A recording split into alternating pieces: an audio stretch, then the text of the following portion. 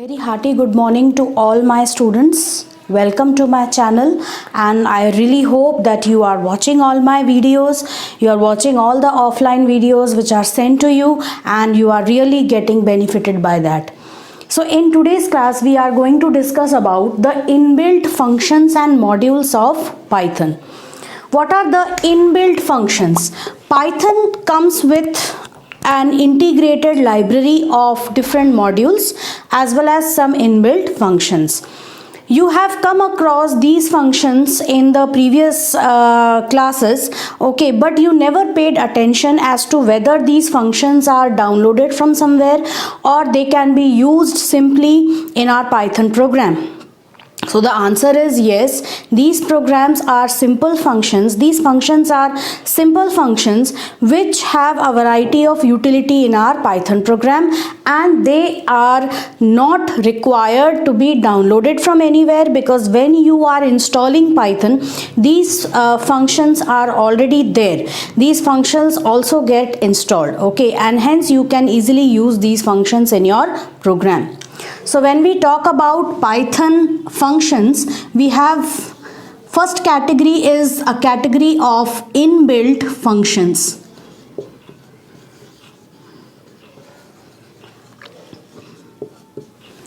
And these functions you have seen very often, like len, type, str, int, float,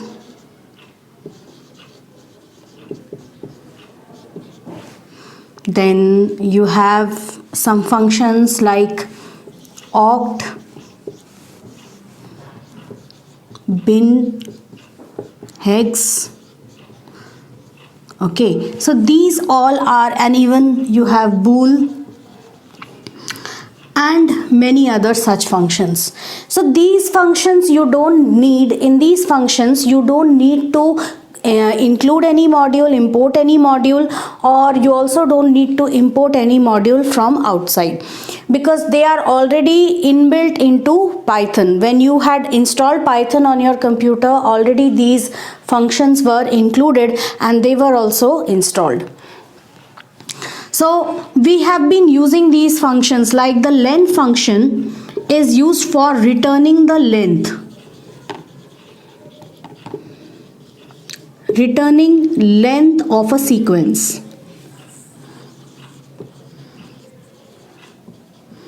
What are sequences?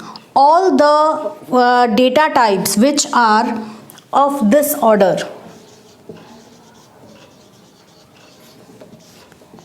We have string,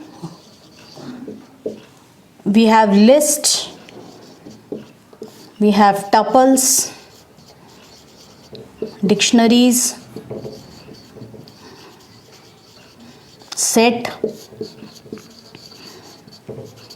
All these are sequences, okay. So whenever you have a sequence and you want to check the length of the sequence, you use the len function. For example, if I have a string named a string and its value is welcome, so what will be its len? If you simply print len a string, it will return the value 7. That is the length of the string, which contains 7 characters. Similarly, list, if you are using a list along with len, it will return the number of list items. If you are using dictionary, if you are using tuples or sets, it will return the number of items which are within that sequence, okay. So now, of course, dictionary doesn't fall within sequence, but still len will return the number of total key value pairs for dictionary. Then we have the type function.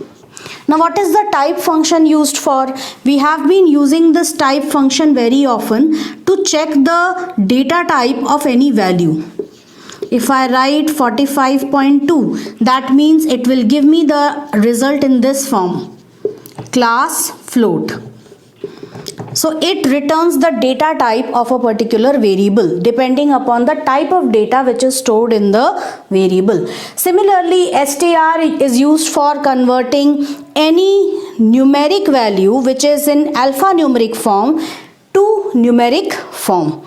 Then integer int is used for converting any value in the which is you can say any integer which is right now in the form of an alphanumeric value into integer value, or it is also used for converting any floating point number to integer by truncating its decimal parts.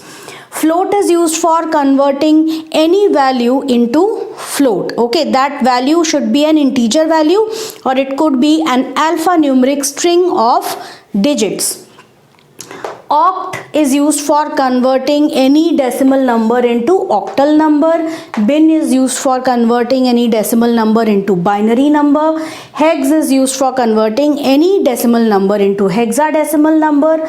Bool is used for returning the boolean value, true or false value of any argument. Okay, so when I say I am using str, so if I am using str on any string, any number, like I am writing here 45.23, so this will return 45.23 in this form, that is in the string form. Okay, so likewise you can convert any such thing, like if I write here str false, we know that false is a boolean value, but when you convert this into string form, it will return false in this way, enclosed within double quotes. So these two become two entirely different values. Okay, similarly, if I talk about int is used to convert any value into integer, like if I write int 45.23, so this will truncate 23, that is, it will remove the values after the decimal point and return only what? Only the integral part. Okay, similarly, if you write int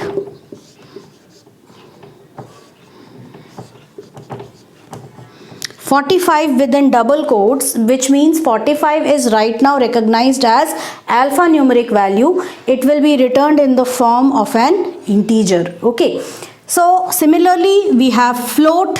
If I write here float and I write here float 45.23, then it will return the numeric value 45.23, which will be converted into float. And if you are writing float say 23, it will be converted into 23.0. So this is how these functions they work. Then oct, it is used for converting any number, any decimal number into the octal form. If I write oct 4, this will give me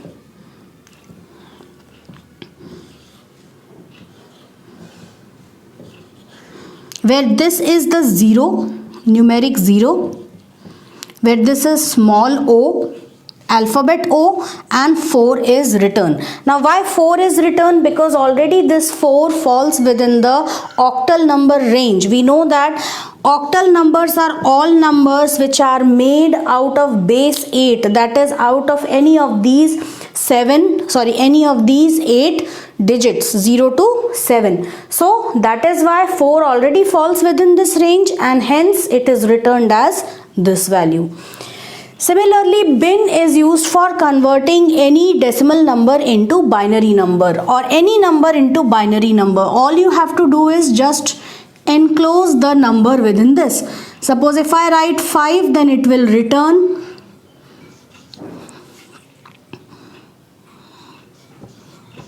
B101, that is the binary equivalent of 5. Similarly, if you are enclosing any octal number or any hexadecimal number also within bin, it will be converted into binary form. And bool is of course used for converting any number, any value into its Boolean form. Like if I write bool 45, so 45 is a non-zero value, hence this will be considered as true, and this will change, it will return what? The value true. So this is how these functions they work. Okay, so these are all the inbuilt functions which are there in Python, which you don't need to install from anywhere. Neither do you need to install any external module for executing these functions. Our second category is that of some inbuilt or predefined modules in Python, which are already pre-installed along with Python. So we will just see that. Second is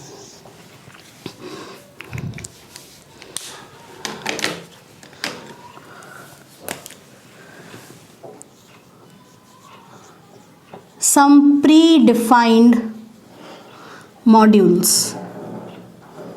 Now what are the predefined modules in Python? So we already have some modules like math, CMath,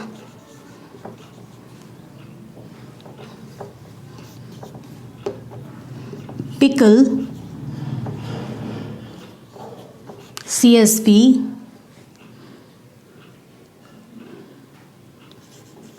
URL lib,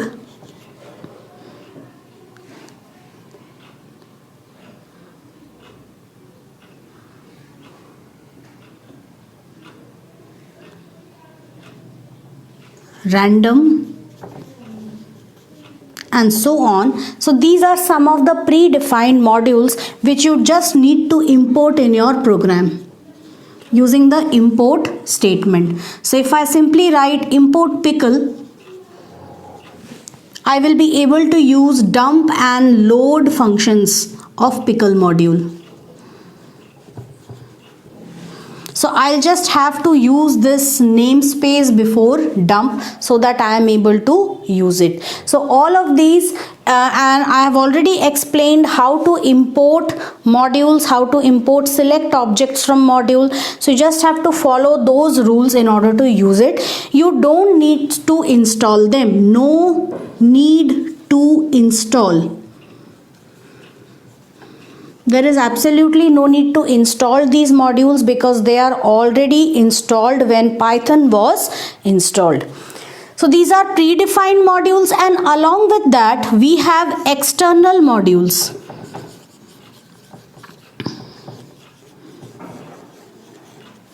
Some modules like tkinter, matplotlib, scipy, numpy, pandas.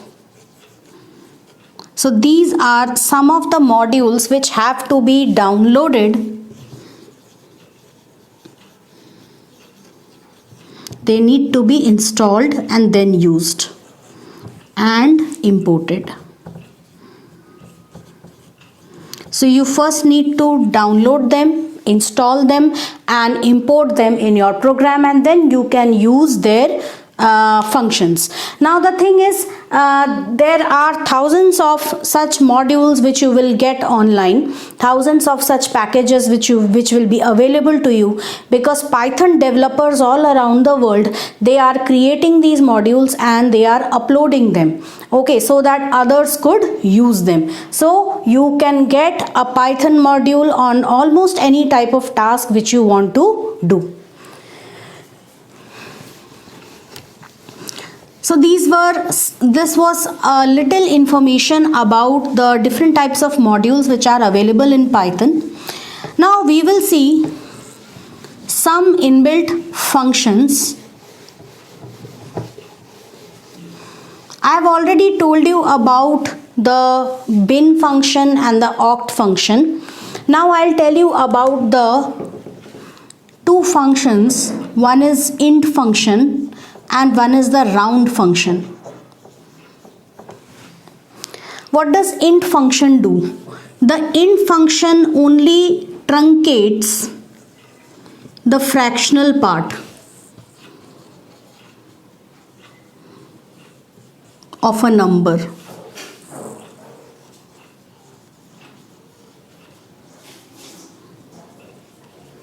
Along with that, if you are supplying any string value, that is a string digit or number of digits which are alphanumeric in nature, they will also be converted into integer.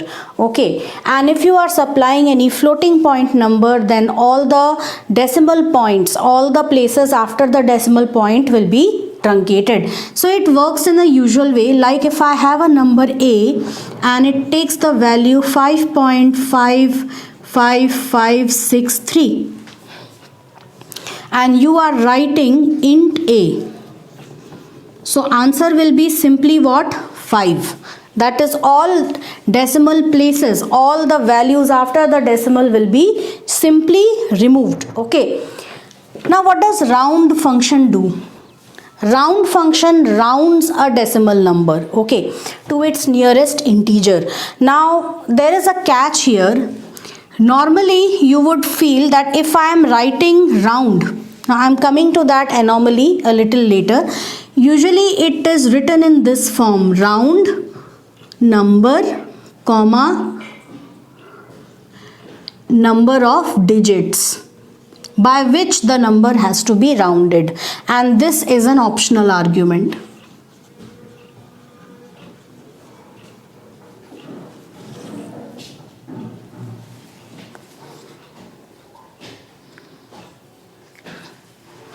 This is an optional argument. So if you are simply writing round A,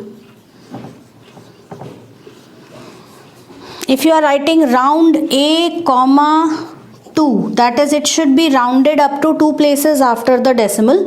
So you can easily find over here that up to 2 places means it should have at least 2 places. So 5.5, and because we have a 5 over here, so if you are having like this 5.55563 and you have to round up to 2 places after the decimal, then you can see that because there is a 5 over here, so it will be rounded off to 5.56. Now this behavior changes a little bit when you are writing round and only A. That is, you don't want any places after the decimal point. So over here, Python follows something known as banker's rounding.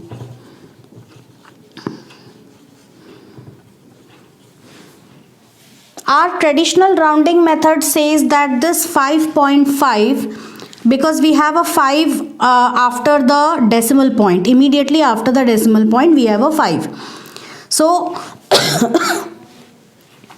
it should round off to 6. So here also you will get 6 because we are simply rounding it off. We will be getting 6 over here. But if suppose A is something like 4.538 and we are rounding it. Now over here you can see there is a 0.5. Okay, because there is a 0.5, traditional method says that it should round it off to 5. But banker's rounding says this is a kind of a rounding algorithm which is used mostly in banks, and this is the latest type of rounding. So this says that this number should be rounded off to nearest even integer, okay, because it lies between two values, 3 and 4. Sorry, not 3 and 4, it lies between 4 and 5, and the nearest value is, if we had followed the traditional method, it would have rounded off to 5, but it will round off to the nearest even integer, that is 4. So you will get the answer 4 over here. Similarly, if you are having 3.558, so over here also if you round this 3, it will round off to 4, that is the nearest even value. But if you have something like 2.5, then it will round off to 2 only. So what happens is it removes the bias.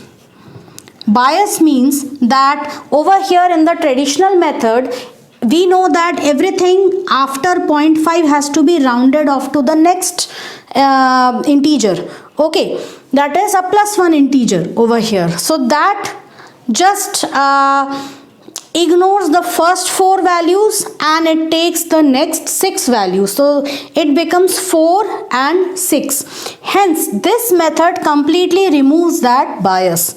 Okay, everything is taken in an equal manner. That is, only the nearest even value is considered for rounding. So this is the rounding method which is followed in Python. So you have to keep this in mind when you are using the round function. Okay. Next is some string functions. Some string functions we are going to consider here, not all of them.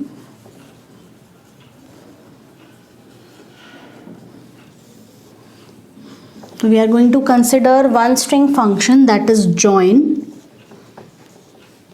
one string function, that is replace, and one string function, that is split. So we'll start with the first one, that is join. So what does this join function do?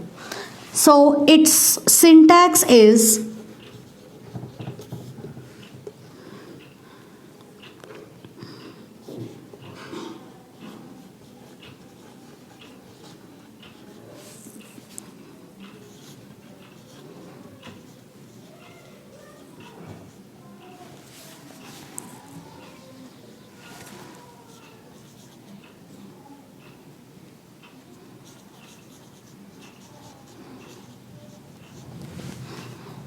string object dot join sequence. Let us see an example of it. I write hash dot join hello. How will it join? H hash E.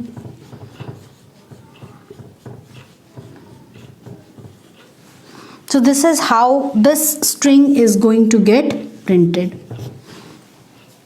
So whatever string object we are giving over here before this dot, it is going to get embedded inside the string which is provided as a sequence over here. Instead of a string sequence, you can also provide a list sequence or a tuple sequence over here. Like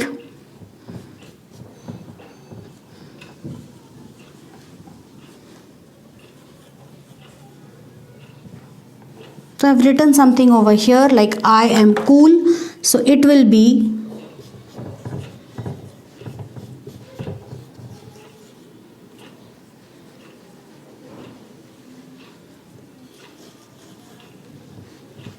so this will be printed. So this is how we can use the join function. We will see its further usage and we will also see a program practically little later. Now after join, you also have a replace function.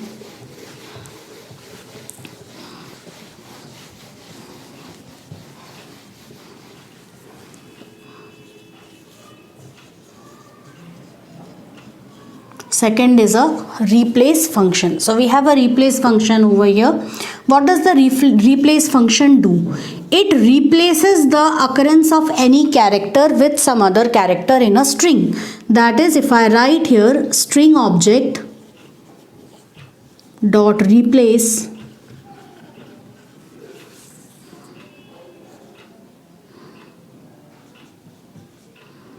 string to be replaced, or I'll use the small value here, old string comma new string. As an example, we can see if I write here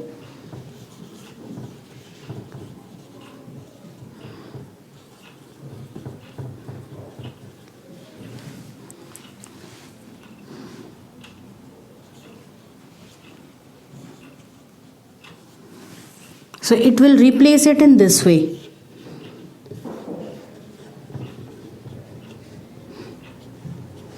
Okay, so E gets replaced by I. Not only this, but you can also use multiple characters, that is whole string objects in place of these. And the third one is split. So why is the split function used for? Let us check it out. So split function is used to break down or split a string based on a particular string object, like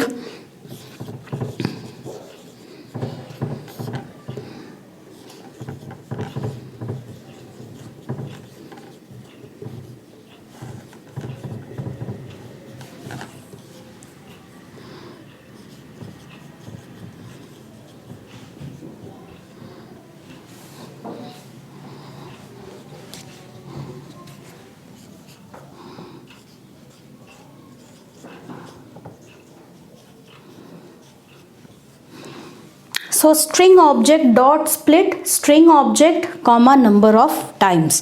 That is, if I write here, I have a string named a string,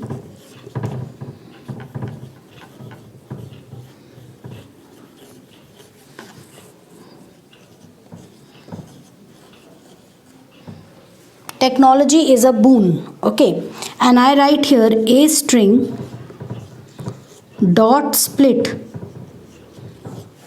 and I want to split it based on a space.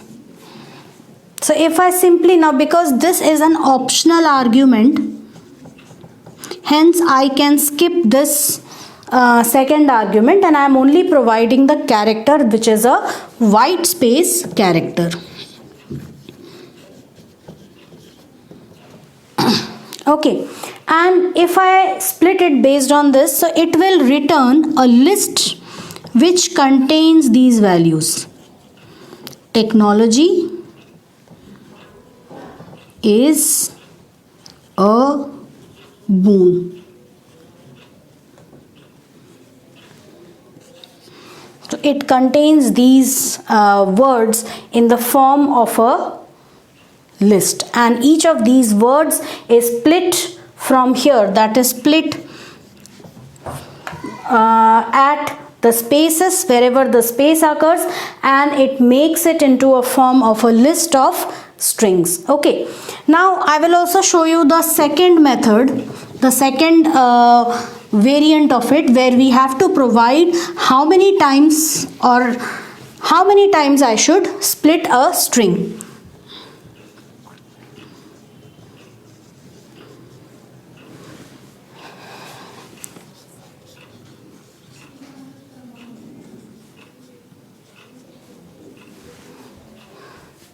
Now I write here a string dot split.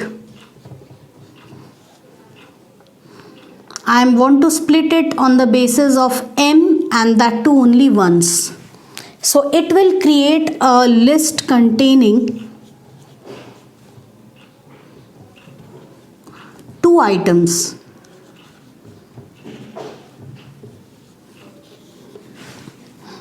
Two items means I split it only once. The frequency of splitting the string will be only 1 over here. If you write 2, that is you want to split it into 2 halves. Now we don't have any more m in this. Okay, so it won't be splitting it into 2 halves, right? So over here we have split it into 2 halves because because split has to be done only once. If you provide 2, it means split will be done twice, and your list will contain how many strings? It will contain 3 strings. So let us now move on to our system and check out all these functions practically and see how they work. So let us see some examples practically. So as I was telling you, we already have some functions like we have integer. So if I am writing here 45, then it will convert it into the integer value 45. If I write int true, it converts it into 1 because true is considered as any non-zero value, and if only true is taken, then it will be considered as 1. If I take any floating point number, it will be simply taken as 45, that is all the decimal places will be truncated. If I am taking float and I am taking any value like, it will be considered into the floating point value. If I take, it will be considered as 0 0.0 because false is usually taken as 0 and it will be considered as 0 point. It will be converted into float, that is 0 0.0. And if I take any integer value before this, then it will be simply converted into floating point value. So these are some of them. Then if we have len,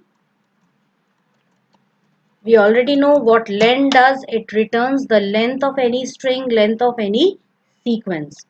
Similarly, we have the bin function, that is binary, which converts any number into its binary form.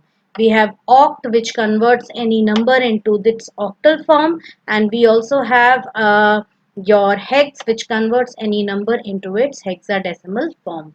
So there is a question over here. Write a program that reads a number, then converts it into octal and hexadecimal equivalent. So we are going to do this question.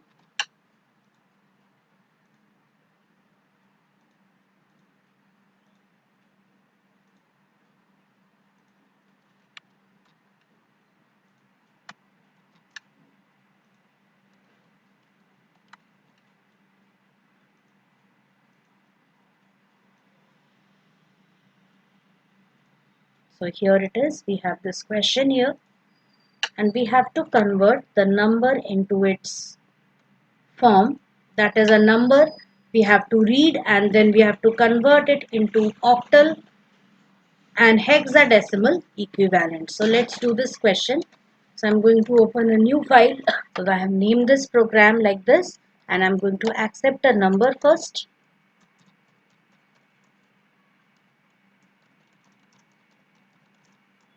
I can also take float because I can also convert any real number into its octal and hexadecimal equivalents. So I'm going to convert this number into hexadecimal and octal form.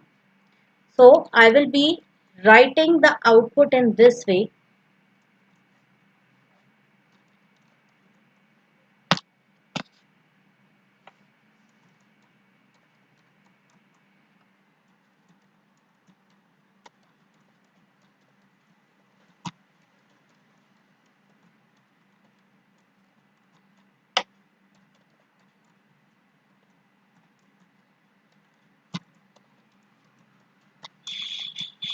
Okay, let's run this program.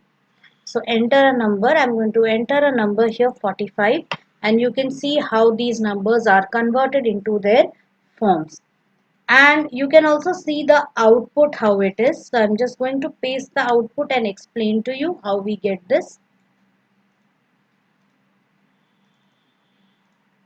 So you can see it over here that the number entered was 45, and I got the output in exactly this way, that is oct 45 hex 45. That is because I had separated the dynamic and the static part separately. I had written it in this way, print oct and the left bracket within the static part followed by num, and which is the dynamic part, and then again within the static part the closing bracket and equal to sign, and then the function along with number as the argument. So this gave me oct as a static part, this is the dynamic part, This is again the static part. This is again the dynamic part. And we get the result in this form. So we can convert numbers into octal and hexadecimal form and also the binary form. So I'm going to add that also over here. Bin num,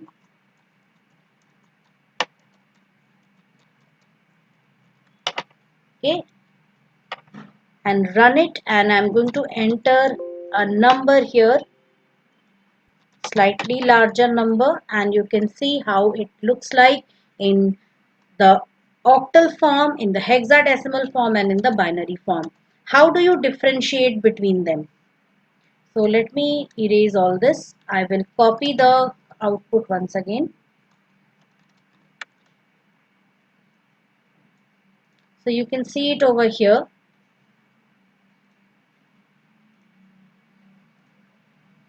That we have the number.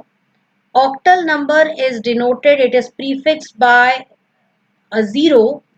First one is a 0 and the second one is a small alphabet O. So this is a 0 and this is the alphabet O. Okay. And the number following that is the octal representation. And hexadecimal numbers are also represented in this way.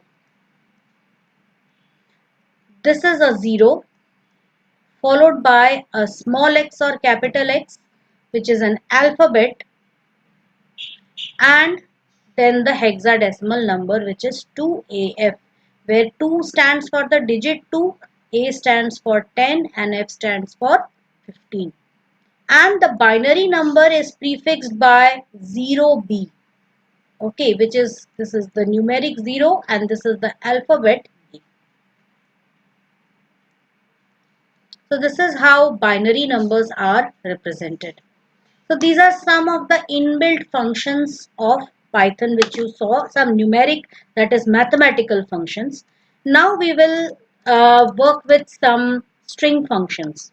So let us consider some string functions, and we will be seeing some string functions, that is join, replace and split. So we will first see the function that is join. So let's move on to our Python shell, and I'm going to reduce the size of the Python shell first. So now over here I am going to use the join function. So how to use the join function? I am writing here hash join hello. It simply embeds hash inside it. You can also combine more than one characters together.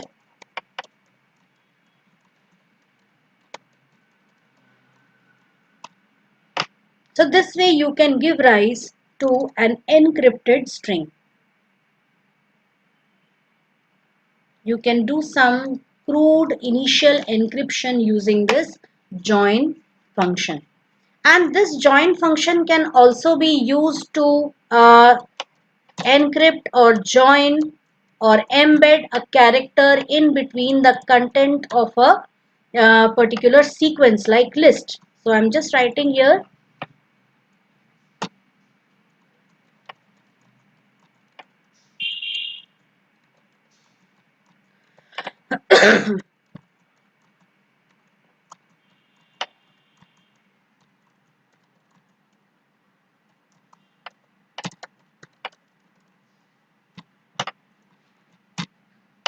so you can just see how in between each of these words, that is each of the list items, you have this this small character ampersand joined together. Okay, so join keyword can be used to create an encrypted string.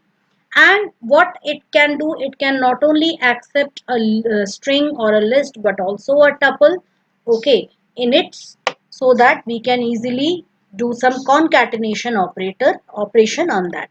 So I'm using join along with a tuple,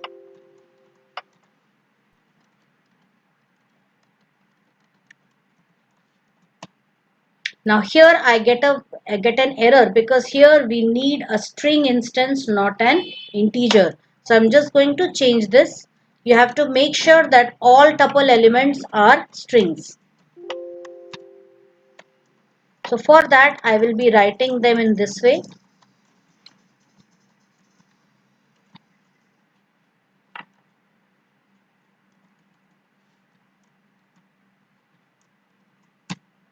And this is how you can join them. Okay, so this is join. Next is replace.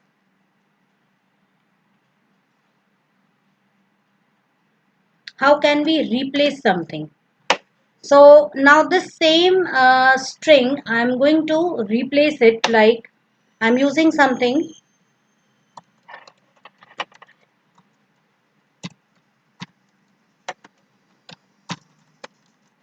So I'm going to replace O with I. Okay, so this replace function just replaces the occurrence of a substring with some other substring in a larger string. So suppose I have a string named A string.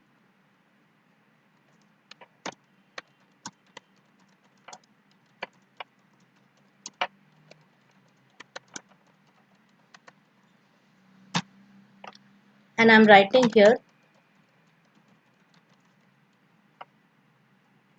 I'm going to replace all the spaces with a hyphen, and you can see how it joins all of them with a hyphen. Okay, so this is how I can replace the characters. Next is we have join, we have replace, and we have a function that is split. So now I am going to split this function a string.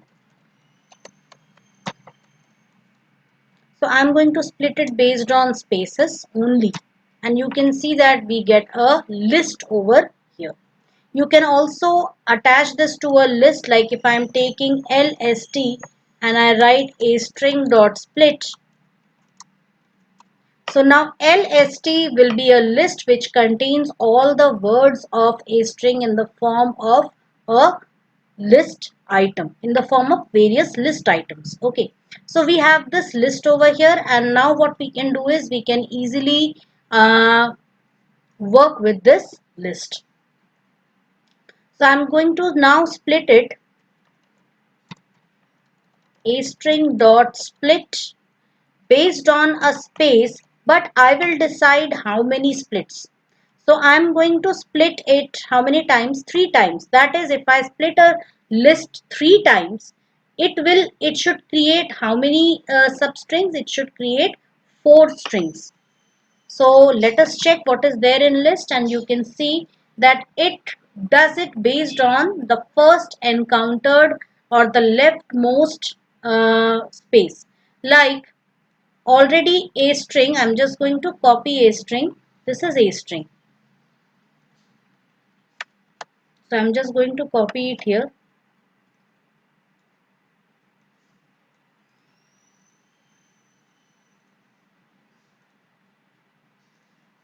So this is a string, and over here, because I have provided a string dot split based on space, but only how many times? 3 times. So it will first split it. This is the first split. This is the second split. This is the third split. So this is my first string. This is my second string, third string, and the fourth string. So this is how the splitting is done. So you can also control the number of times you can split a particular string. Now there is an interesting question here. I'm just going to copy that. Write a program that inputs a main string and then creates an encrypted string by embedding a short symbol based string after each character. So we are going to create some encryption, that is, you will be having a main string. So I'm just taking that main string in a variable named main string. Suppose it contains this line. Okay, this is the new era, and it will first create an encrypted string. So for creation of encryption, it should accept a key from the user. For example, the key is ampersand and percentage. Now what it's going to do is it will create an encrypted string. That encrypted string will be, it should contain this key after every character.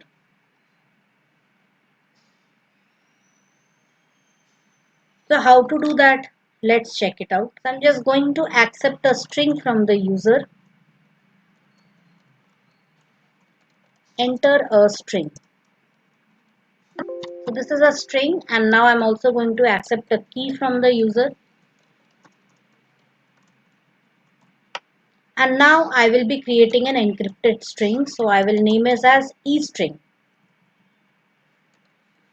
And I will just write it a string, sorry, I'll write key dot join a string. So what will happen? This will attach this key after each and every letter in a string. This will be my encrypted string. So I'm going to display that encrypted string is,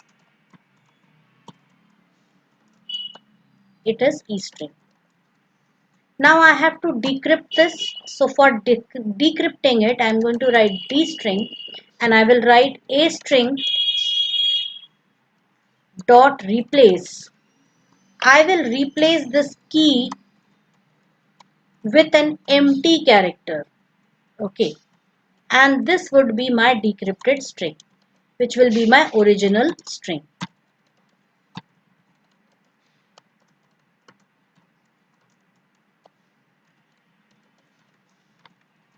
Save it and run it. And I'm going to enter a string.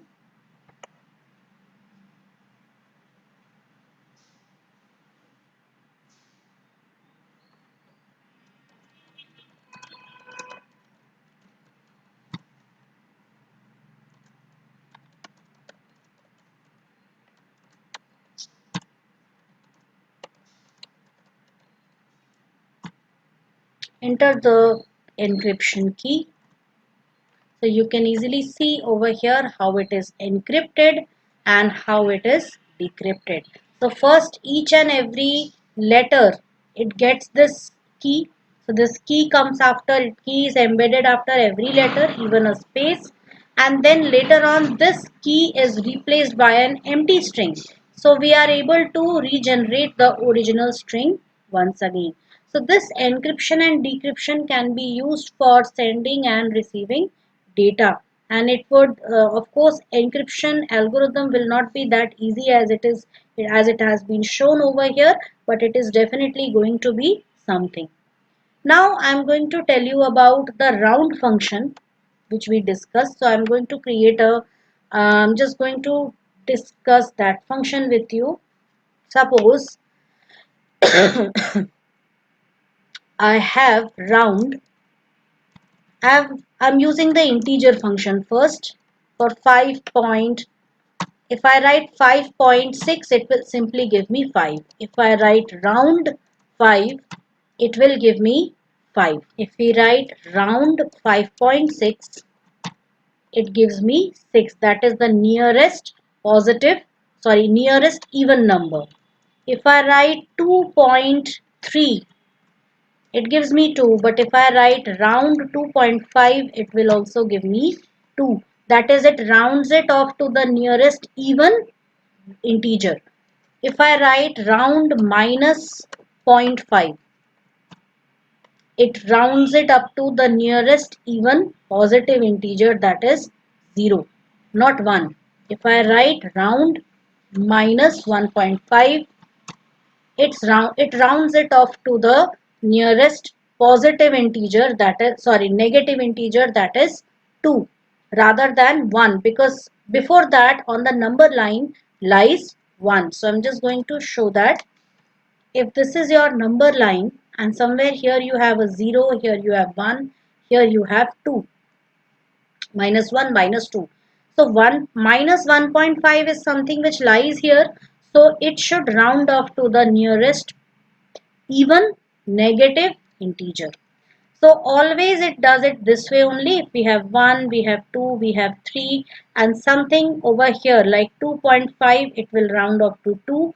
But if I have something like 3.5, it will round off to 4. Understood? So this is now banker's rounding which is done. But if you are using round in this way, that is 5.5554 comma 2, there it works in the usual way, that is, if because I had to round it off to two places, that is 5.5554 had to be rounded off to two places after the decimal. The third place was 5. Okay, so easily what we will be doing is we will be increasing 1 over here, that will become 5.56. So this works in the usual way, in the traditional way. But if you are rounding something up to two places, up to 0 places after the decimal, like if you are rounding this value like this, then it will round it off to the nearest even integer. So this is round, and if you simply use int, it will only remove the decimal points from after the decimal, all the places after the decimal.